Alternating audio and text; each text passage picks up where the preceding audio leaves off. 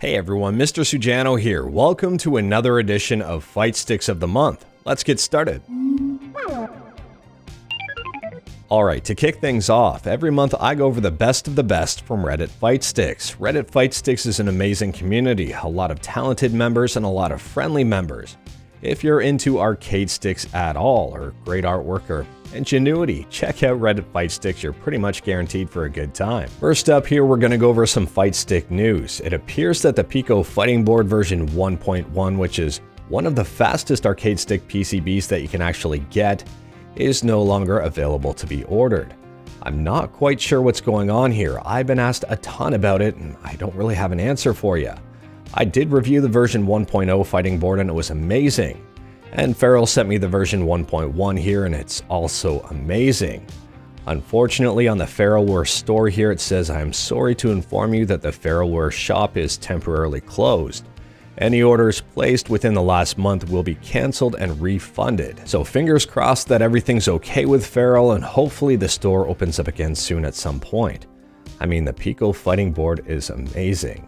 In the interim here, if you really want to get your hands on one of the fastest arcade stick PCBs out there, you can buy your own Raspberry Pi Pico and kind of DIY. I mean, everything is open source, even the firmware that goes onto this thing. In other news, it appears that people are finally getting their hands on the Paradise Arcade Empress, the stick version.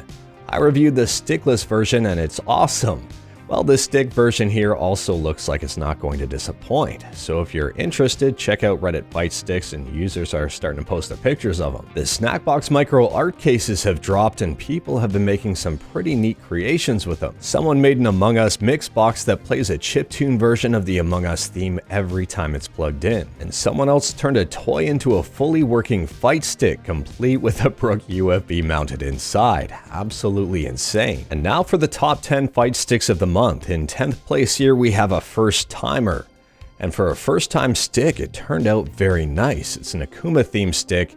On the inside of this, the wiring is incredibly clean. Great job overall. In 9th place, we have this very loud Legend of Zelda Ocarina of Time Espada. This one features completely custom artwork. I love the gold buttons, the gold ball top, and even the custom green dust washer. The artwork on the top is amazing. The artwork on the back of this is amazing as well. It's almost giving me Breath of the Wild and Twilight Princess vibes. On the side here, the great artwork continues and even the custom button inlays. In 8th place, if you're an Initial D fan, you'll probably immediately recognize this theme. I like the choice in buttons here with those black rims. I like the black ball top and silver dust washer. If you didn't recognize it was Initial D right from the get-go, when you turn this thing on its side, hopefully that clears things up for you. The artwork continues on here. I like those red LED buttons.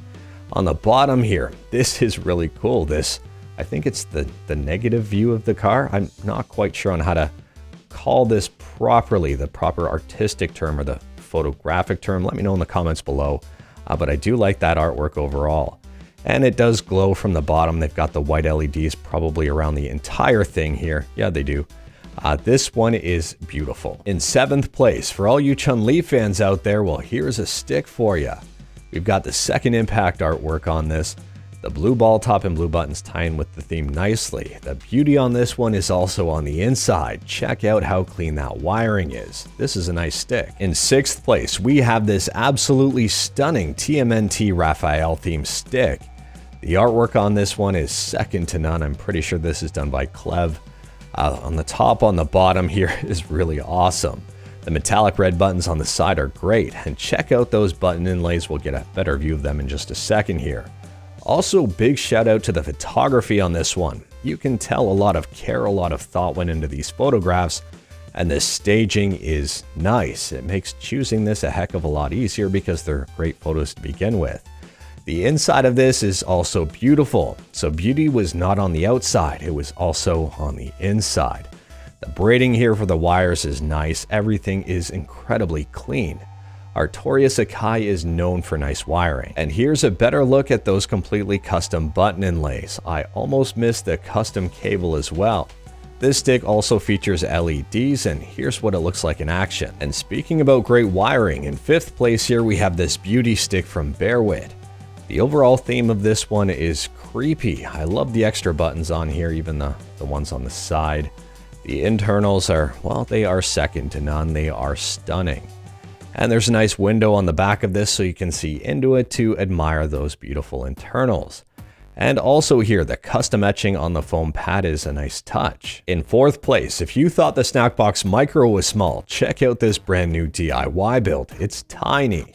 It will fit into your pocket, no questions asked, unless you've got extremely tiny pockets, because this really isn't much bigger than a smartphone. The buttons on this one are a little bit weird. I don't know if they're standard keycaps or a custom size. It's hard to tell because this thing is so tiny. They even had room for an LED screen in the center. Here is a better look at these buttons. I like how they're really not raised much at all, so if you did stick this in your pocket, chances are you wouldn't catch one of those button caps and rip it off completely. They also had to make room on the front of this for the L3, R3 buttons and so forth. And they even factored in LEDs into this build. Absolutely wild. And now for your top 3 fight sticks of the month. In third place here we have this stunning Captain America themed stick. It features completely custom artwork, the red, white, and blue of Captain America, as well as some incredibly special parts. On the bottom of this stick, we have some red foam with the American flag etched into it. We've got a clear window here to give you a very nice view onto the inside of this stick, which is also stunning. If we can take a look here quickly at these wire covers, they are red, white, and blue as well.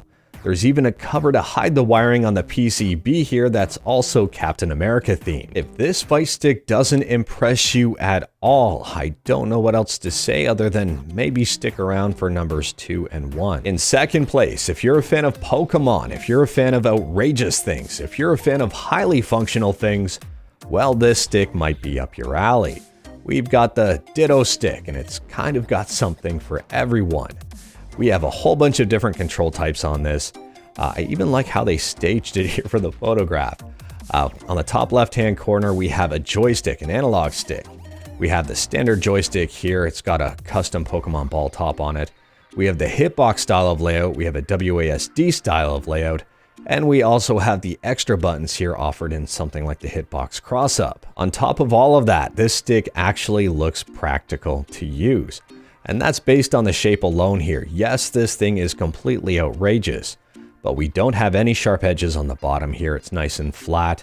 If you were putting this thing on your lap, it wouldn't really be awkward at all. It might be awkward to use because of the controller layout, but at the same time, I imagine after a while, you'd probably get the hang of it. If you had one controller to maybe play all of the games you could imagine, this one might be it. And now for your fight stick of the month for April of 2022. And we have this, well, it's no need to explain it. We've got a Kool-Aid Man themed stick. I like the artwork on this. This also has a very custom shape, complete with handle. And I chose this one over the Ditto one for one big reason. The Ditto one is huge.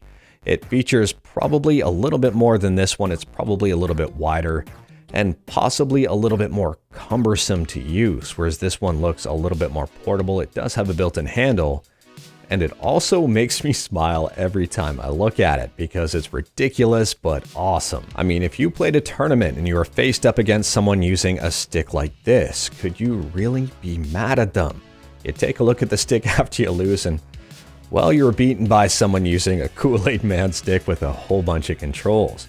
So we've got the joystick on this, we have a hitbox style of layout, we've got the WASD style of layout, and the overall theme of this stick is, it's incredible. So congratulations to Hush My Sweet for Fight Stick of the Month for April of 2022. But anyways, that is all I've got for you in this one. Let me know your thoughts about Fight Sticks of the Month in the comments below. Which one was your favorite? And if I missed one, let me know in the comments below. On top of that, if you're interested in arcade sticks at all in any capacity, whether it's the internals, the artwork, or you just like looking at the finished product, or if you're just starting out, check out Reddit Fightsticks. A lot of amazing members, they're talented, they're friendly, and most importantly, it's a great community to be a part of. If you're not into Reddit, they also have a Discord server, which I'll link in the description below as well. If you like this video, leave a like. If you didn't like this video, leave a like. Hit that subscribe button, check out my other videos, don't tempt fate, save your state.